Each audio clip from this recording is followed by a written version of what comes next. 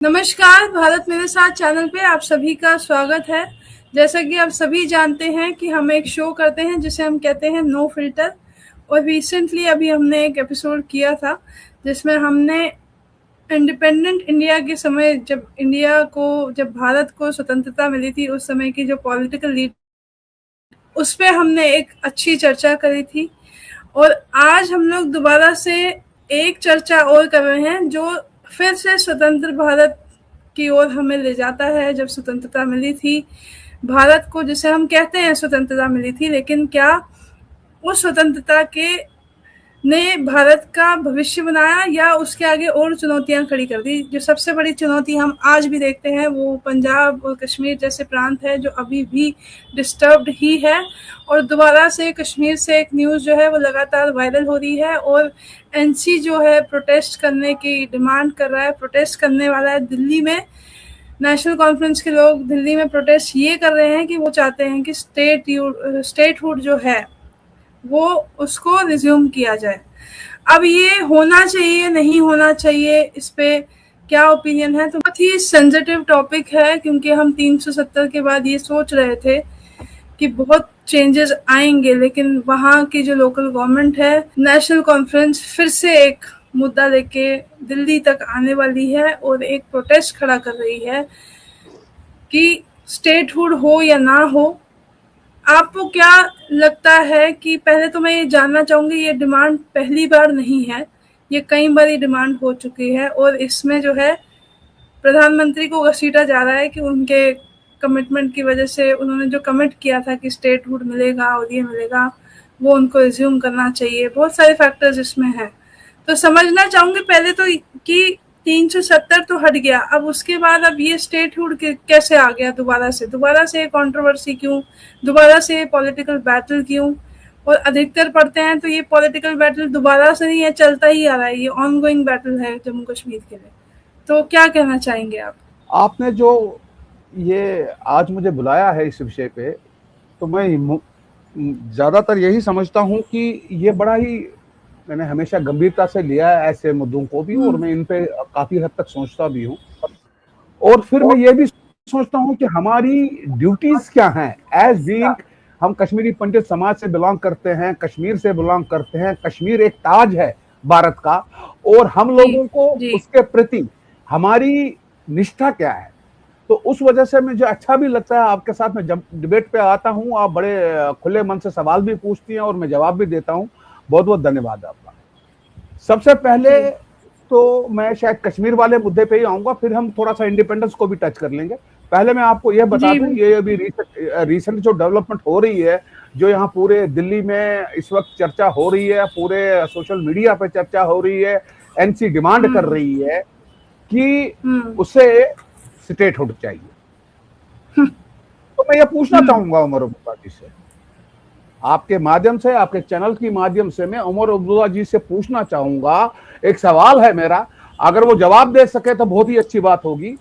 क्या आप जिस तरह आप पीछे में कश्मीर में मैसेकियर्स हुए हैं, या आप देखेंगे थोड़ा और भी पीछे जाएंगे, उससे पहले भी जाएंगे, आप थोड़ा आजादी के पहले भी जाएंगे, आपको मैं एक वाकया याद दिला देता हूं जिसे हम बोलते हैं बटलूट, मतलब कश्मीरी पंडितों को लूटो, ये भी हुआ था। और ये जो मस्केर हुए थे वंदहमा जैसे, नांदी मार्ग, पलपोरा, कृति सिंहपोरा, बहुत सारे ऐसे मस्केर हुए हैं वहां पे। तो मैं सवाल पूछना चाहता हूं उमर अब्दुल्ला जी से, उमर अब्दुल्ला जी, क्या आपको ये स्टेटहुड इसलिए चाहिए कि आप ये मस्केर फिर कर सकें इस स्टेट में, जम्मू कश्मीर की टेरिटरी में? क्या ये सवाल का जवाब देना नहीं बनता आपको? आप क्या करना चाहते हैं? आप कृपया करके अपनी बातों को खोलिए। मुझे स्टेटहुड इसलिए चाहिए। मैंने पिछले वाले प्रोग्राम में भी कहा आपको, क्या चीज नहीं है उमर अब्दुल्ला जी के पास एज सीएम? क्या वो डेवलपमेंट नहीं कर सकते? क्या वो अस्पताल नहीं बना सकते? क्या वो सड़कें नहीं बना सकते? क्या लोगों की गरीबी और लाचारी को दूर नहीं कर सकते? कहां पर रोका गया है उनको, और किसने रोका है? किसने रोका है कि आप ये मत कीजिए? आपने एक रट लगा दी तोते की तरह, मुझे स्टेटहुड चाहिए। जैसे एक बच्चा जिद करता है, वैसे ही आज वे प्रधानमंत्री मोदी जी के सामने जिद कर रहे हैं कि मुझे स्टेटहुड दे दो। What is the intent behind this?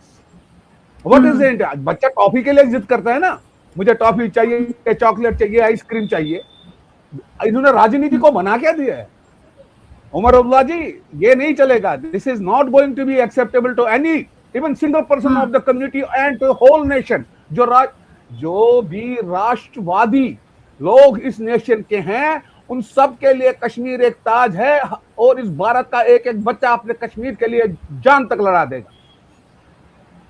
आपको सिर्फ एक मौका चाहिए। मुझे बताइए सुरभि जी, मैं सवाल पूछना चाहता हूं।